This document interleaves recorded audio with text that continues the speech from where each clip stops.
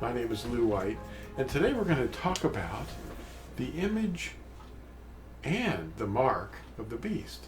It's shared by the same people, so it should be pretty easy to discover. There's a riddle involved at Revelation 13 that not many people know is a riddle.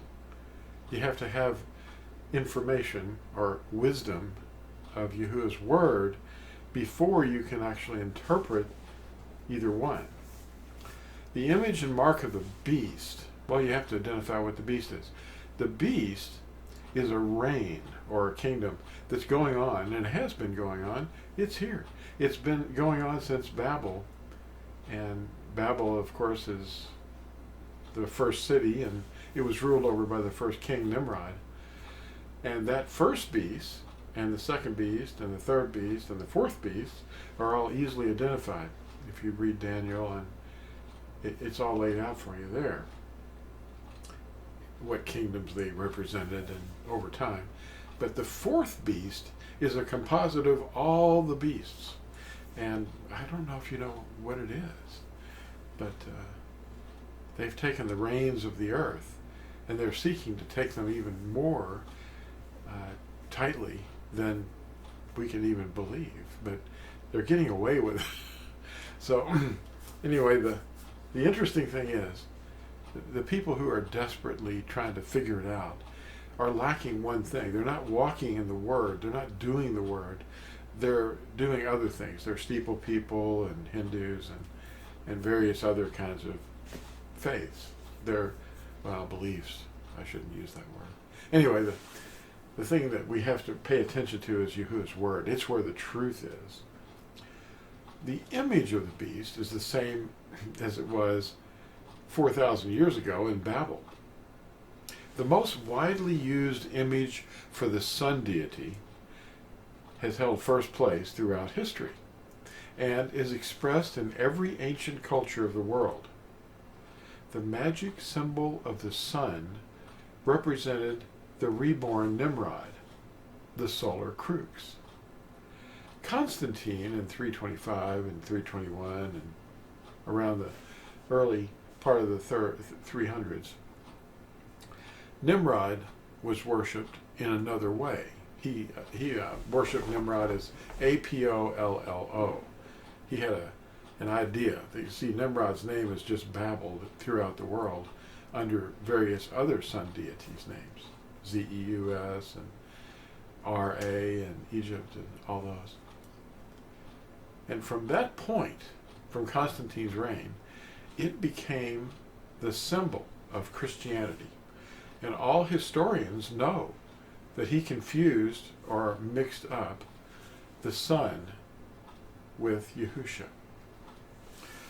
Ethelbert William Bullinger, or E.W. Bullinger, wrote about the mistaken word crux at great length in his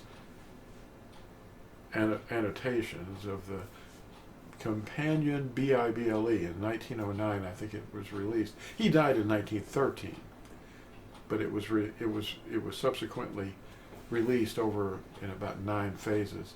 But its first release was in 1909, and he wrote all about it. He took the King James version, and he had annotated and dissected every sentence, and basically explained what was right or wrong, mostly wrong, about the words that were used.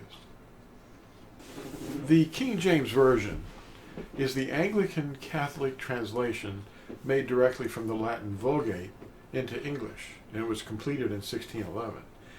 Other beast images referring to Nimrod are obelisks, steeples, eagles on gold balls on top of poles, monstrances, but none compare with the continuous popularity of the crux. Now that's an exoteric syncretism inherited from pagans that is kept secret from the deceived masses. Nimrod is the solar deity atop the pyramid on the Great Seal on the rear side of all the U.S. $1 bills.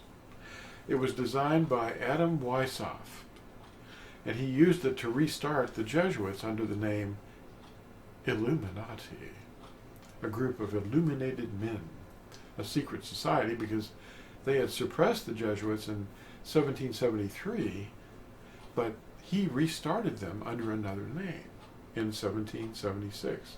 The Roman numerals at the bottom of that pyramid are 1776, and it was Adam Weishaupt in Bavaria, a theologian, who actually designed that system, and the seal. At Revelation 13, verses 16 and 17, there is a riddle that is only interpreted by those having wisdom of the word of Yahuah.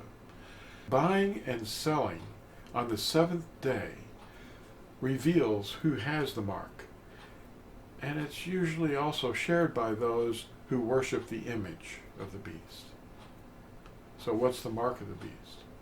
And what is the image of the beast? The mark of the beast is the behavior that you see in them by ignoring the true commandment and shifting it to the day of the sun. They have Sunday morning supper, and that's kind of a drunken stupor that they're in. They don't know. They've been misguided. And the image of the beast is still the same one that was in Babel. And I'm going to show you a picture of a depiction of Nimrod, who's wearing a necklace that has the solar crux. And this is an ancient symbol, but it's everywhere. And now you know the truth. Both seals below display a prominent feature that is not hidden from view. But as Arthur Conan Doyle, a spiritist who promoted spiritism, he once said, "You see, but you do not observe." Well, thanks for watching this, and we'll see you in the next video. And don't forget to subscribe. Bye.